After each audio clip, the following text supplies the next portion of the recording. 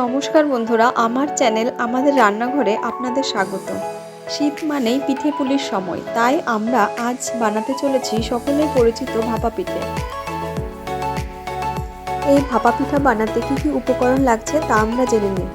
চালের গুঁড়ো, নারকেল কোড়া, দুধ, খেজুর গুড় ও সামান্য নুন। প্রথমে চালের গুঁড়োর মধ্যে সামান্য নুন দিয়ে ভালো করে মিশিয়ে নিয়ে অল্প অল্প করে দুধ দিয়ে মেখে নেব।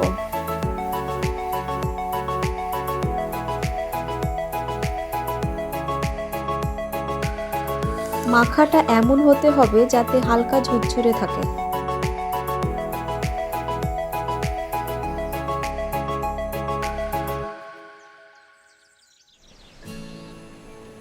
এবার মাখাটা চালুনির সাহায্যে চেলে নেব।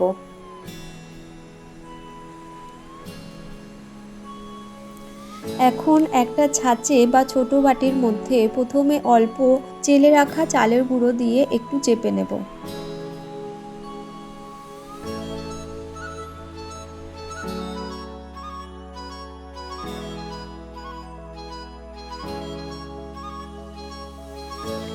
এরপর এর উপর অল্প নারকেল কোড়া ও খেজুর গুড় দিয়ে আবারও অল্প চালের গুঁড়ো দিয়ে চেপে নেব।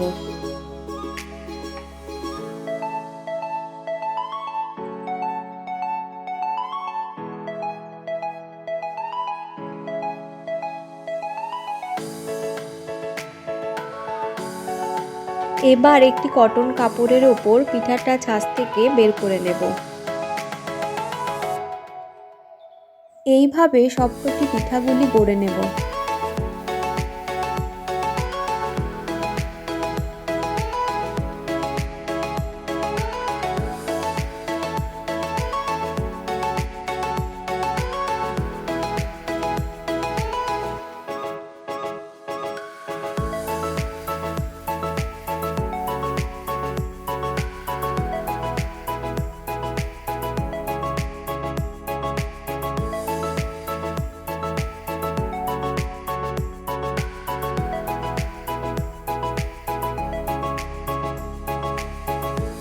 এবার এগুলিকে প্রায় 5 থেকে 7 মিনিটের জন্য স্টিম করে নিলেই তৈরি শীতের মরশুমের এক অন্যতম খাবার ভাপা পিঠা।